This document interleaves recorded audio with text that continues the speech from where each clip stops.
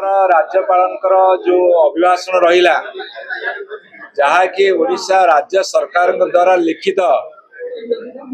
अभिभाषण को माननीय राज्यपाल पाठ कले 2 घंटा व्यापी दीर्घ भाषण देले किंतु ताको चुपुड़ी देले मात्र 2 मिनिटर काम भी नहीं। राज्य सरकार जी प्रतिश्रुति देते सबकि फंपा आवाज अर्थात केवल भाषा विन्यास केवल आलंकारिक शब्द रे परिपूर्ण किंतु प्रकृत कर्म क्षेत्र रे तार रिजल्ट जीरो। ए सरकार रे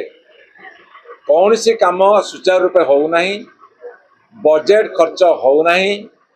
गाँ गहली आरंभ कर सहरांचल पर्यंत काम ठप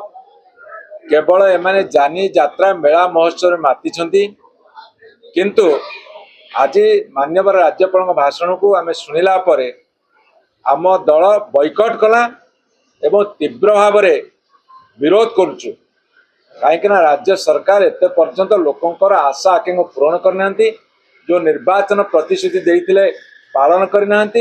एवं चाषी आज राजरास्ता ठिया होती महिला माने निर्यातना शिकार होती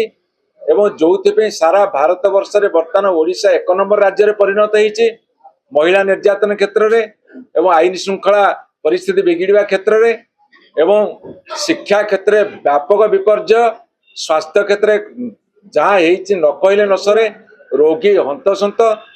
रोगी कौन सी प्रकार सुविधा सुजोग पाऊना ना शिक्षा ना स्वास्थ्य ना गमनागमन ना पर्यटन ना महिला विकास कौथे सरकार वर्तमान मानदंड को छुई पारि नाही। तेणु ए सरकार आज जो लिखित भाषण माननीय राज्यपाल द्वारा पाठ करैले ताकू बिजु जनता दल तीव्र विरोध करुची एवं ताकू निंदा मध्य करुची असत्य कथा माननीय राज्यपाल मुहरे कुहा करैथिबारु।